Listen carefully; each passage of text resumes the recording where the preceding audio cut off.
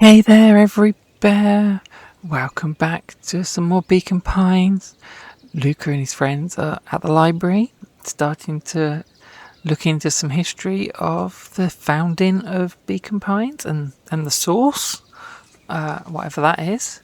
So let's carry on with chapter 8. 6 feet under, 3 towns over. Oh, that's not creepy at all. The kids spent the rest of the afternoon combing through dusty piles of old county records, desperately searching for anything that could help them make sense of Mr. Tolliver's cryptic utterance. Luka tried to shake the thought of Gran's basement, but his focus wavered. Explosives, messages hidden in jam, dossiers on various town figures, and a corkboard threaded with photos. Gran was the only family he had left. He still couldn't bring himself to believe the worst. But the old map with the symbol of explosives in town square made that difficult. As the sun began to set, the kids were no closer to the truth.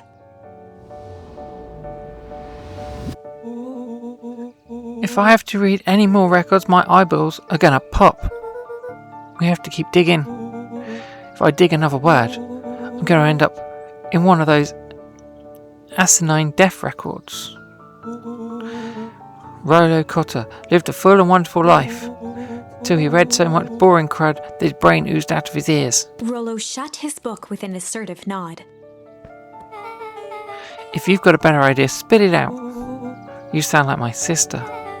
Keep pushing your luck, pal. And it won't be boring county records that kill you. I'll put you in the obituaries myself. Rollo muttered under his breath. You're a county record. Really, that's the best you've got. When I'm done with you, you'll be the footnote in history. Just like... Beck slammed her finger down on the open page before glancing down to read. J. Hartford here. I'd love to see you try. Hey. We're all a little tired here. Let's take a minute and... Something tickled the back of Luka's mind. Wait, what was that name, Beck? In the obit, J. Hartford. From the Brookville Tribune 8 years ago. That can't be right. What is it? J. Hartford. That's my Gran's name. Juniper Hartford. Maybe there were 2 J. Hartfords.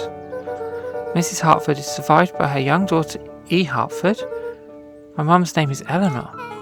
Okay, this is getting creepy. If your Gran is 6 feet under and 3 towns over, then who am I living with? The question hung in the air.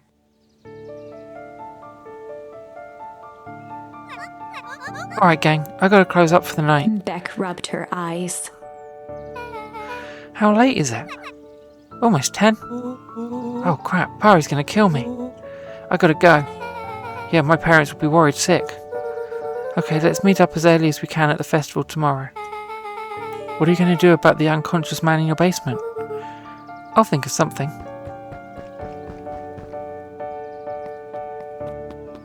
Luka's heart was pounding as he approached the house. If he was lucky, Gran, or whoever it was, hadn't gotten back yet. And of course, there was Mr. Tolliver tied up and unconscious in the basement. Dealing with him would be the first order of business. Luka shook out his arms to calm his nerves before entering. Uh-oh. He held perfectly still, tempering his breath, and listened closely. She was asleep. His only hope was that she hadn't found Mr. Tolliver before dozing off.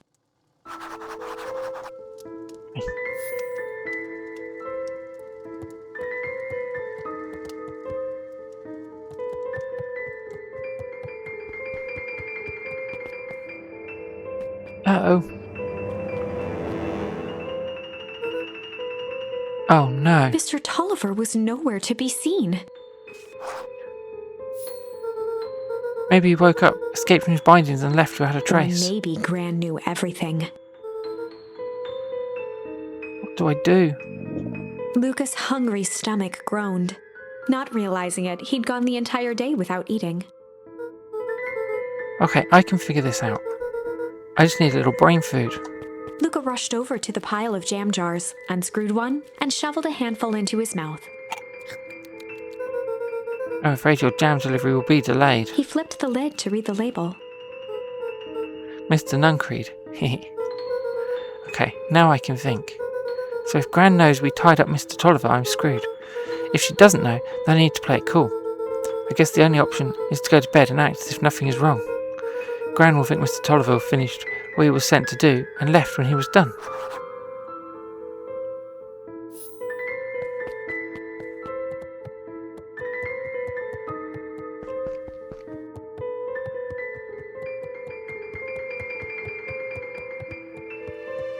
Oh no. Gran?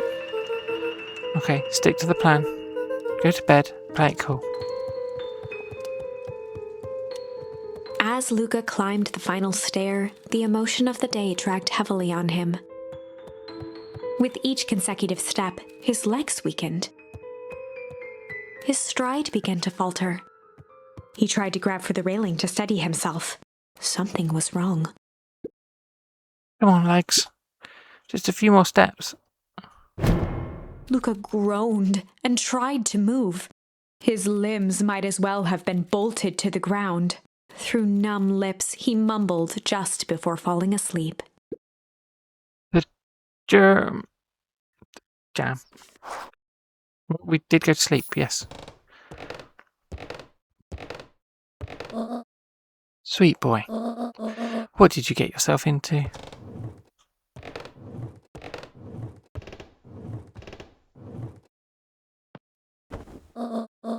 Rest now and let me handle everything.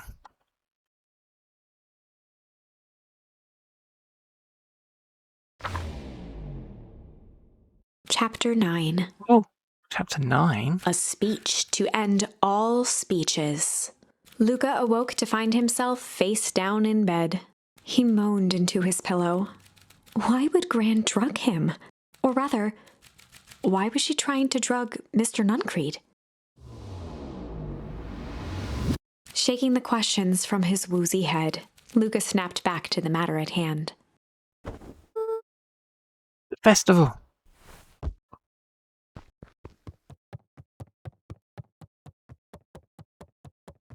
Okay.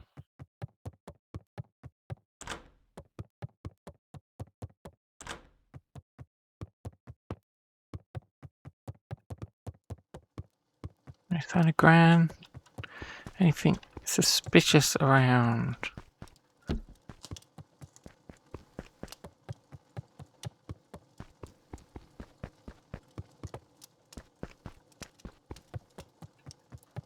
Right, well, we'll have to go to the festival in a minute, won't we? Still open.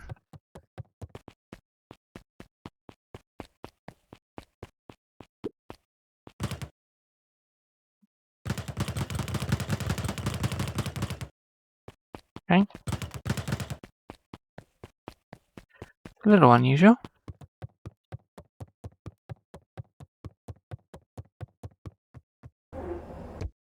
Keep checking. No, nothing going on outside. Right, let's just go to the festival then.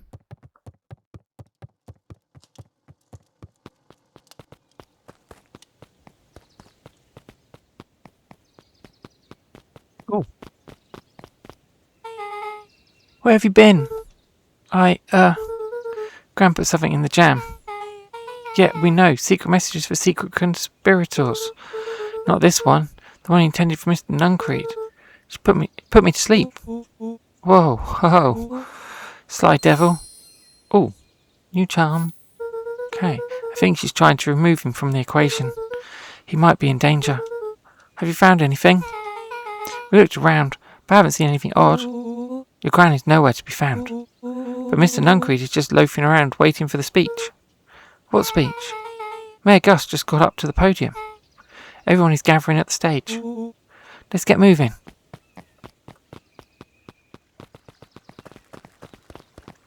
Augustus Valentine nervously wiped his brow. Is this thing? Ooh. Hello, Beacon Pines. I'm Augustus Valentine, your mayor, and I suppose you already know that. Oh yes, before we get started, I just want to take a moment to recognise someone who couldn't be here today. This town wouldn't be where it is today without my father, Sharper Valentine. So I thought we could begin with a round of applause befitting such a great man.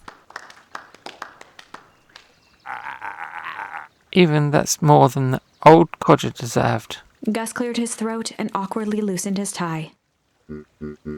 Right, where was I? William Kerr bounded on the stage with the energy of a preacher at a big tent revival. Gus Valentine, everyone. He gave Gus a hearty slap on the back and motioned him off the stage. Let's hear it for our mayor.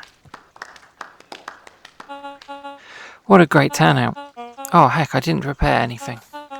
But I suppose I could say a few words. Would be ashamed to waste such a beautiful podium. Mr. Kerr pulled a thick stack of note cards out from his vest. Community, conviction, commitment. These are the things we celebrate at Perennial Harvest.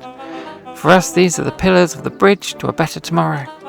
But I think it's time to add a new pillar. Change. Change is a powerful thing. It's inexorable, unavoidable, and undeniable. And I am daggum thankful for it. Change is the reason we're all together today. It's hard for me to believe that it was only 4 years ago when fate brought me here. A simple business trip which brought me to a small town which would change my life forever. Mr. Kerr took a moment to survey the crowd. You know what? He wiped away a single tear. From the second I set foot in Beacon Pines, something about this place has held me captive. You see, change represents opportunity. It represents potential. It was change that helped me recognise the potential of this place. To see that the people of this town, despite suffering great loss, still held on to the things that made them special. He thumped the podium to emphasize each word. Community, conviction, commitment. Change. Mr. Kerr nodded confidently, biting his lip. The crowd was silent, in rapt attention. Fate made a perfect match that day. Nothing is more important to all of you than community. And Perennial Harvest is a community first and foremost. Mr. Kerr methodically made eye contact with each section of the crowd. The only way you made it through the Foul Harvest was an unshakable conviction. A conviction that a better tomorrow was just over the horizon. Perennial Harvest was founded on the conviction that we are that horizon. This festival is a symbol of our commitment to each other. His voice began to build to a crescendo.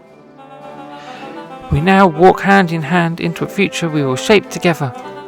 And that is what change is all about. Grabbing the future by the scruff of the neck and making things happen. Change is a choice. I am tickled pink that we will be all making that choice together. How great is that? Just imagine what we can accomplish. What was that? The crowd began to look around nervously. Don't worry, a little thunder isn't going to ruin this day. Everyone remain calm. Mr. Kerr quickly flicked through his note cards. Where was I? Through all my travels, I have learned one true thing. One always reaps what they sow. We have all planted a lot of good in this town, and so it is with a happy heart that I can proclaim He raised his hands up to the heavens. our harvest awaits.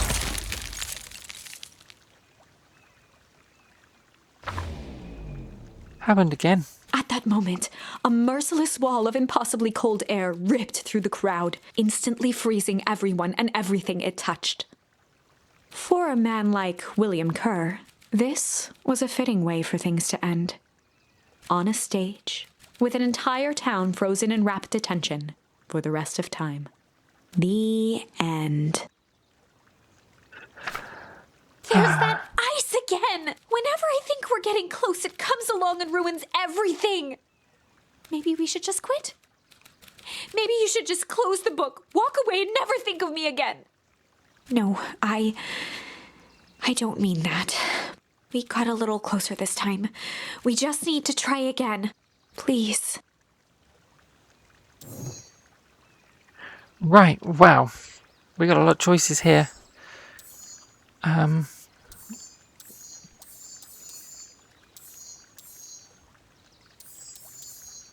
mean, do we...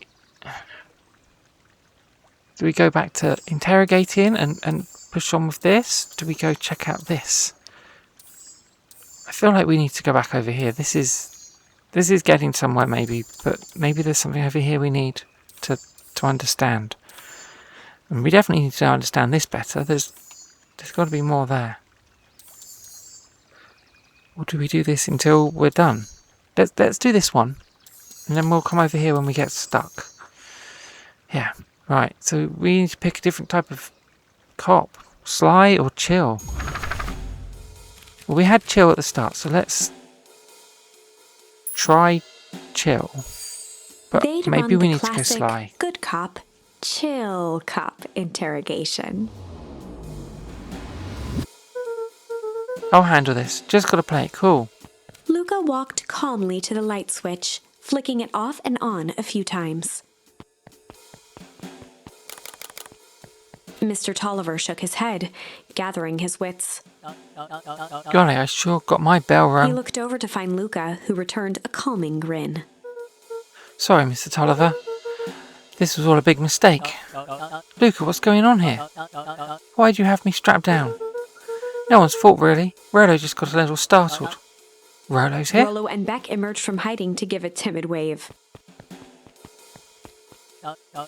Well, alright. Mistakes happen. You kids gave old Hiram a good scare. Just let me get out of these ropes and I'll call it even. Luka glanced over to Rollo and Beck, who replied with skeptical looks. Mr. Tolliver, why are you in my Gran's basement? I'm here to help, of course. Help with what? What's my Gran up to?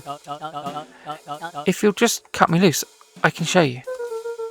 How do I know we can trust you? Mr. Tolliver exhaled with disappointment. Luka, have I ever done wrong by you? No. And since your Gran moved to town, haven't I been nothing but welcoming? Yeah. So why would I turn my back on your family now? It's just...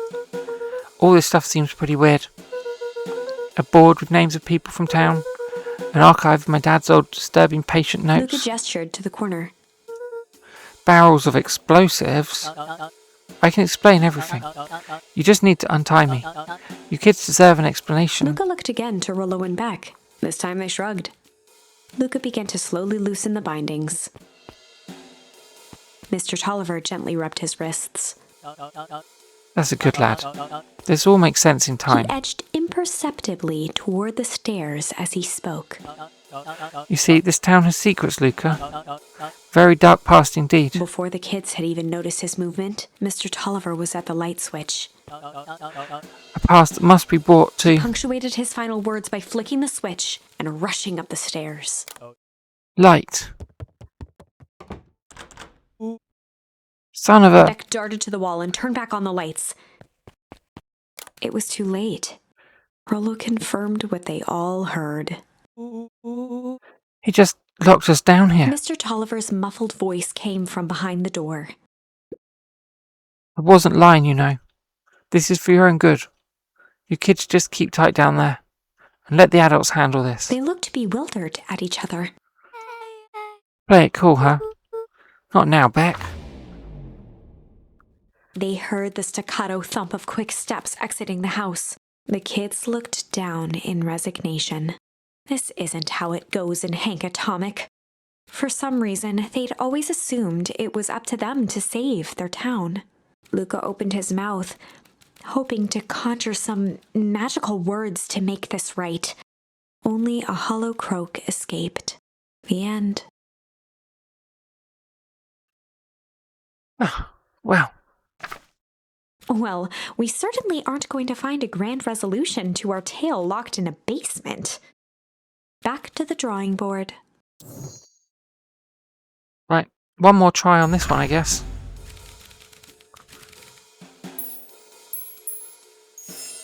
They'd run the classic good cop, sly cop interrogation. Luka and Rollo ducked behind a barrel, leaving Beck to her task. With a few crisp snaps, she roused Mr. Tolliver. What? What's going on here? You're that Meodwell girl. Please call me Beck. Sorry about all Mr. this. Tolliver looked down and shifted a bit, testing his restraints. It seems there's been a mix-up. You see, I'm down here for the same reason you are. Juniper sent you here. Beck caught herself before letting the surprise manifest on her face. She'd already gotten him to reveal his relation to Gran. This was going to be easy. You know how Juniper is with her precautions. Operation Sparkplug has us all on edge. I guess she thought you needed some backup. But she sent a child. Wait, what better way to avoid prying eyes? Who would suspect a kid? I suppose that makes sense. Mr. Tolliver wriggled a bit in his restraints. Oh, I'm sorry. Beck quickly removed the ropes. That had to be uncomfortable. A little, yeah. But you understand. We never know who to trust in this town. Mr. Tolliver rubbed the growing knot on his forehead. Very true. So it turns out we're both here Beck to twirled her hand, as if to prompt Mr. Tolliver to finish her thought. destroy the evidence. Beck shook her head and clicked her tongue. Yeah, the old girl is nothing if not thorough. Mr. Tolliver let out an amused huff in agreement. She sure is. Can't blame her though. If anyone were to find out what were going on to destroy the source... If anyone were to find out that we're going to destroy the source... Well, we both know how bad that might be. No one will know anything once I finish cleaning things up down here. Beck was on a roll now, playing Mr. Tolliver like a fiddle. You're sure you can finish this up on your own? Juniper trusted me for a reason. You can leave the rest to me. Good. There is one more loose end I'll go work on. Loose end? Oh, it's nothing really. The other day I had the radio on scan while restocking the candy shelf. And you wouldn't know it. I intercepted an odd phrase in a perennial harvest transmission. Underground secrets. That's ominous. I think it might be a password, but Juniper dismissed it. Said it wasn't mission critical. What's the password for? We don't know. So we have a password and nowhere to put it? It's got to mean something, right? Good thinking. You should probably go work that out. I've got this under control. That's a relief. Between you and me, this basement gives me the willies. Heading for the stairs, Mr. Tolliver hesitated and turned to Beck with a puzzled look. She grinned and gave him a peppy wave. With a shrug, he continued up the stairs, whistling a jaunty tune. You guys catch that? Sure did. This whole time Mr. Tolliver's had a candy shelf, but all he ever sells us is apples. Beck blinked slowly in disappointment. The password, Rolo. Well, sure, but once things are back to normal, I'll be having a word with Mr. Tolliver about that candy shelf. Fine. In the meantime, I've got an idea. She turned to the table and began tearing small scraps of paper. He said he'd had a password on the radio. Any good spy transmission is never what it seems. Beck marked each scrap of paper and leaned back. We just need to find the hidden meaning. Okay. What's another word for underground? Buried? Covered? Could it be cover up? Maybe it's one of those things. Maybe it's one of those each letter is a number things. So U would be 21, N would be 14, D would be... Ooh, it's an anagram. Nuncreed's drugstore. Luka and Beck looked at Rollo with amazement. Brother, that was incredible. Well, it's either that or Kren's nude rug store. Yeah, I think you were right the first time. How did you do that? What can I say? I love ciphers. Well, I guess we know where to go next. Investigate Nuncreed's drugstore. Ooh. You scared me half to death. Sorry. You kids haven't seen Mr. Tolliver around, have you? Nope. It's got me waiting around like the last slice of pie. I swear that man would be late to his own funeral.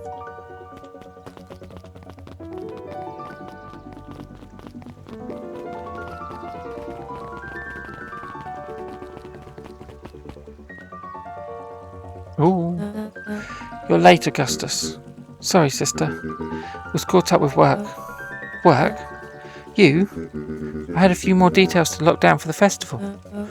Oh, what do you have to report? What is this insipid town festival really about? I think Gus looked around nervously. Mr. Kerr really does just want to do something good for the town. He's actually a pretty nice guy. You should spend some time with him. I didn't pull strings installing you as mayor so that you could make friends. Your job is to help me figure out what Kerr and Perennial Harvest's true intentions are with this town.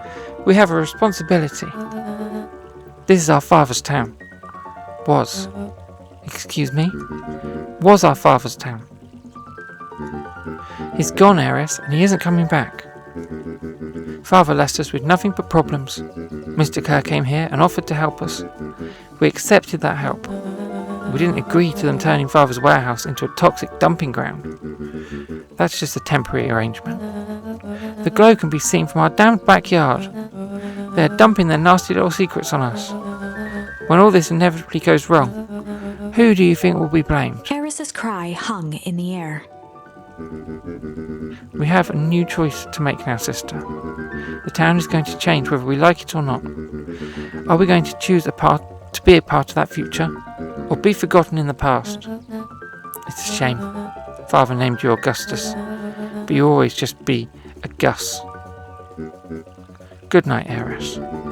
I'll see you at breakfast tomorrow.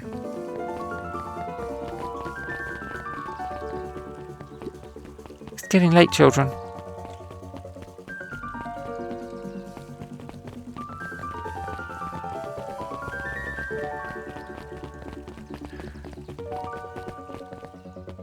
Ooh. Solomon stood proudly at the entrance to the drugstore, holding a brown bag overflowing with black licorice. Hey, Solomon. We're looking for Mr. Nuncreed. Is he still in there? I'm afraid not. Then where'd you get that candy from? You might say we have an arrangement. Solomon shoveled a surprising amount of licorice into his mouth. Sometimes it's the small pleasures in life. Thought we might not always have family to rely on. Though we might not always have family to rely on. Licorice has never let me down. Well, I can't say licorice would be my first choice, but whatever floats your boat. You can tell a lot about a person by their choice of confection. Oh, yeah, I guess. Like sour gobs. I'm certain you do. I always wondered why Mr. Nuncreed kept licorice in stock. He must eat enough of it to make it worthwhile. There are many ways to earn loyalty. For some, it's as easy as cold, hard cash.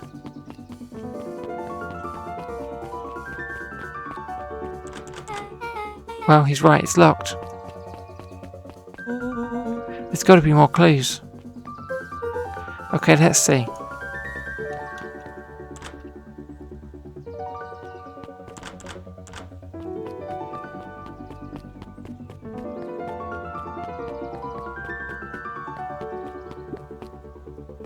Phone box. Have you ever seen anyone actually use this thing? Besides Mr. Nuncreed, no. Beck cupped her hands on the glass to peek inside. That's not a normal phone booth. It's got like a blinky keypad. Why would there be a blinky keypad? Gran's nude rug store. I mean, underground secrets. The password. Beck flung open the door and they all squeezed in.